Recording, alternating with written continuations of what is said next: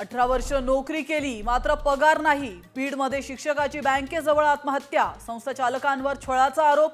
लेकीसाठी लिहिली suicide note.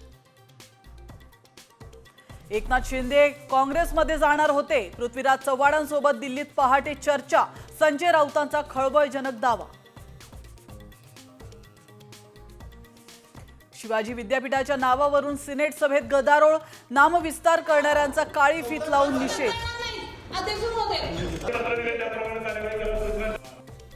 दिल्लीत मराठा योद्ध्यांचे अश्वारूढ पुतळे उभारा। शरद पवारांची पंतप्रधान मोदींकडे पत्राद्वारे मागणी।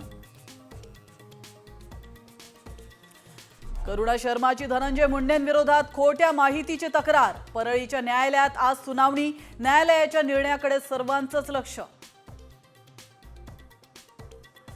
राज्यात वर्षभरात 2706 शेतकऱ्यांच्या आत्महत्या। केंद्राने धोरण आखावं। शरद पवारांची मागणी। तर खोक्या बोक्या मागे लागलेल्या सरकारला शेतकऱ्यांचं काही पडलेलं नाही। राऊतांचा घणाघात।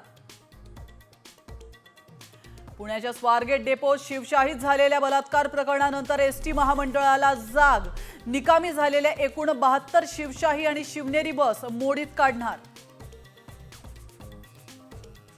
मुंबईकरांचा श्वास कोंडला। होळीनंतर धुळवडीच्या दिवशीच हवेची गुणवत्ता अत्यंत खराब। अंधेरी आणि देवनार मधील हवा अत्यंत वाईट।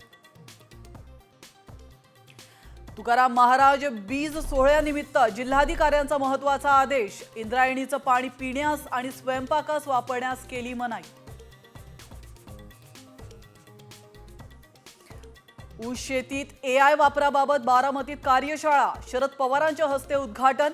मायक्रोसॉफ्टच्या सत्या नाडेलांसह इलॉन मस्क यांनीही घेतली संशोधनाची दखल।